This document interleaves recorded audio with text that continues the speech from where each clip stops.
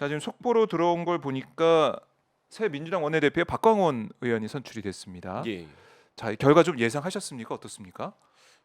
글쎄요. 저는 이제 아. 여론을 보는 건데 여론상에서 좀 이게 결과가 예상이 됐었나요? 어떻습니까? 여론은 김두관 의원이 되게 좋았던 것 같아요. 그거는 아마 제 생각엔 인지도가 네. 높은 분이어서 뭐 그러지 않았을까 싶은데. 예. 이게 뭐 의원들이 투표하는 거니까 원내대표 그렇죠. 선거는 예. 그러니까 여론하고는 의원들의. 많이 이제 결이 다르죠. 다를 수도 있고. 예, 예.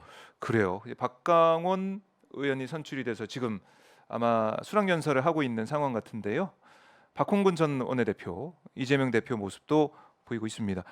자, 제가 좀 보니까 어쨌든 친문이라고 내세운, 친명이라고 내세운 후보가 3명에다가 사실 이른바 이제 비명계로 분류가 됐던 박광원 의원 이렇게 되다 보니까 친명계 표가 또 나눠진 게 아니냐 이런 생각도 할 수 있을 것 같습니다.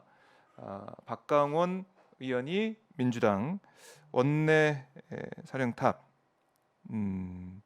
이렇게 어떻게 보면은 1년을 이끌면서 총선까지 진두지휘하는 그런 중요한 자리에 오르게 됐는데, 자, 이게 의원들의 이런 선택 예, 예. 어떻게 좀 볼 수가 있을까요? 글쎄요. 저는 그러니까 그 뭡니까? 민주당이 이재명 대표를 중심으로 너무 뭉쳐 있지 않습니까? 네, 그러기 때문에 좀 당의 다른 리더십들이 좀 성장해야 된다라는 의미에서 이제 저런 그 친명을 그 표방하지 않는 분들한테도 이제 표가 같다 이렇게 볼 수가 있겠는데요. 네, 그거는 뭐 나쁘지 않은 흐름인 거는 같습니다. 다만 명칭 자체가 친문이라고 되는 게 문재인 전 대통령께서 뭐 저기 정치 활동을 하시는 게 아니니까 이름을 좀 바꿔야 되지 않느냐 네, 네. 그런 생각은 듭니다. 가령 이제 그 박광원 그 원내대표 이제 되셨으니 이제는 친박이 생기든가 뭐 이렇게 좀 리더십을 좀 다양하게 좀 이렇게 부를 수 있는 분들 그런 분들이 있는 게 좋을 것 같다고는 생각을 해봅니다. 결국에는 의원들이 내년 총선 앞두고 이제 공천권, 뭐 공천을 받느냐 못 받느냐 이게 제일 큰 관심사일 거 아니겠습니까? 의원들 입장에서는 예. 그래서 여러 가지로 지금 이 지도부 체제에서 공천을 받기 위해서 어떻게 좀 해야 되겠느냐 이런 판단까지 좀 해서 이런 선택을 한 게 아니겠느냐 이런 생각도 들어요. 그래서 의원들의 선택입니다. 원내대표 선거는. 자, 박광원 새 원내대표, 또 이재명 대표, 박홍근 전 원내대표 세 사람이 또 함께 사진을 찍고 있습니다. 네. 자, 박홍근 저 원내대표 저분은 굉장히 노력을 많이 네. 하신 것 같더라고요. 노력을 많이 한 것 같다. 예. 그래요.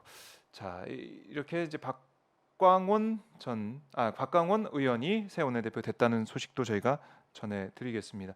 자, 그럼 민주당 입장에서는 37%까지 지지율이 올라갔는데 또 우리 강권이 40%까지 갈 수 있느냐 없느냐 이 부분 아니겠습니까? 예, 맞습니다. 마의 40%뭐 이렇게 느껴지기도 하던데 민주당 입장에서는 그럼 어떻게 앞으로 전략을 또 앞으로 그렇죠. 행보를 어떻게 해야 되느냐?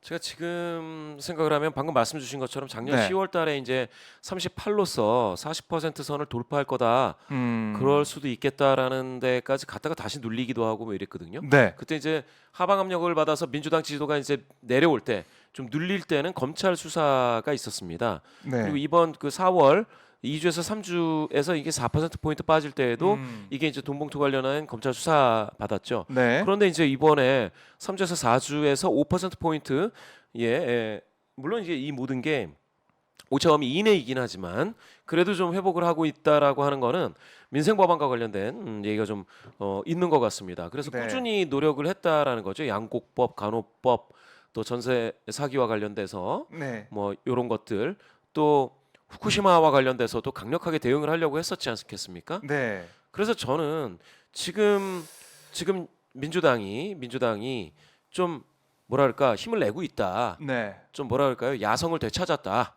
헝그리 정신을 찾고 있는 거 아니냐 그렇게 보여지고 또 이렇게 올라간 데에 대해는 쌍특검 패스트트랙과 관련해서 정의당과 호흡을 맞춰서 이렇게 또 추진을 한 거 있지 않습니까? 네. 거기에 대해서 그 호응도가 굉장히 높았습니다. 60%막 이렇게 나올 때도 있었거든요. 네. 그런 데 힘입은 바가 커서 더 열심히 의정 활동 또 민생을 위해서 노력을 하면 40% 선에 근접하거나 넘는 것도 불가능한 건 아니다. 네. 이렇게 좀 보고 있습니다. 그래요. 다만 한 가지 그 소위 그 개딸이라고 하시는 분들 그분들이 굉장히 민주당에게는 소중한 이제 지지세이고 자산인데 그분들이 이제 너무 뭐랄까 색출 이런 단어는 안 쓰시는 게 좋을 것 같더라고요. 색출 막 이렇게 돼가지고 그게 그렇게 될 때는 약간 빠집니다. 그게 이제 지지도가 좀 빠지고 하니까 좀 뭐랄까 건전한 지지 뭐 이런 것들 있지 않습니까? 응원 네. 메시지 중심의 지지 활동 이런 것들이 있으면 더 좋겠다. 그러면은 그 민주당 지지도가 빠지지 않고 유지가 되겠다. 이렇게 좀 볼 수 있겠습니다. 자, 그러면은 국민의힘은 어떻습니까? 32 아까 좀 언급해 주셨지만 예, 예. 정광훈 이 어떻게 보면 영향력 예. 여기서 벗어날 수 있느냐 이게 관건으로 보이는 것 같아요. 그러니까 저는 국민의힘의 지금 지도부라든지 많은 네. 분들이 32. 이렇게 되면 약간 권력에 취했다라고 사람들이 막 국민 많은 분들이 말씀하실 수도 있을 정도로 너무 그러니까 뭐랄까 영남 중심 또 극우 중심 막 이렇게 간단 말입니다. 네. 근데 그렇게 되면 안 되는 거예요. 예전에는 그리고 영남. 그렇죠. 당내에서 뭐 호남 사투리 쓰는 분들이 지금은 완전히 증발해 버렸습니다.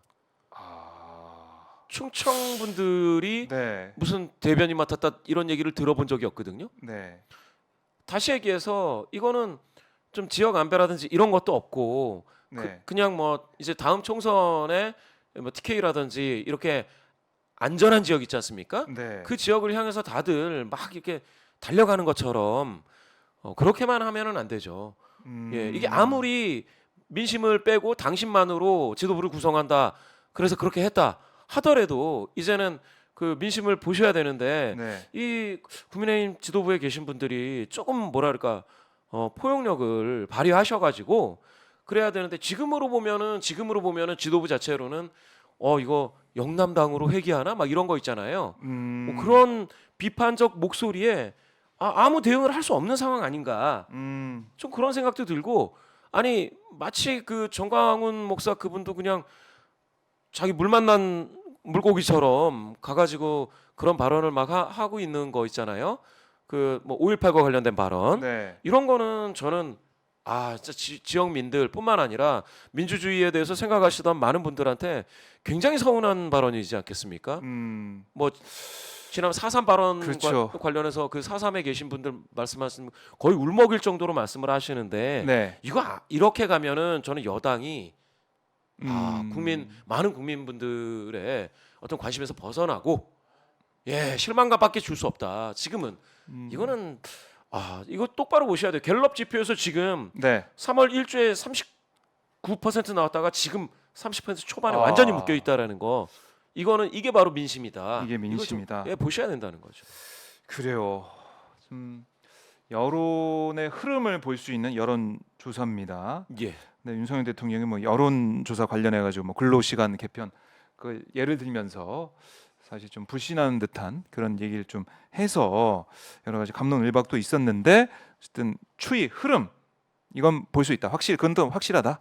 그렇죠? 그렇죠. 그러니까 여론조사가 다 뭐 훌륭하고 뭐 이런 거는 아니겠지만 만약에 이제 그 갤럽 제가 이제 여기 갤럽 조사를 가지고 이제 말씀을 드리지만 한국 갤럽 조사에서 발표했던 걸 가지고 뭐 비과학적이다라고 이야기될 거는 없는 것 같아요. 이거는 그 통계학이라든지 뭐 사회학 전문하시는 그런 교수님들도 갤럽 조사의 요 지표 있지 않습니까? 정치학자분들도 마찬가지로 이런 것들은 다 인정하고 있기 때문에 지금 현재 사회과학에서 좀 보고 있는 걸로 따지면은 갤럽 조사는 글쎄요 다른 조사보다 나은 편이죠. 그래서 저는 어떤 게 비과학적인지 그걸 딱 찝어서 만약에 논란이 된다면 거기에 대해서 제가 좀 더 세밀히 말씀드릴 수는 있겠습니다. 네.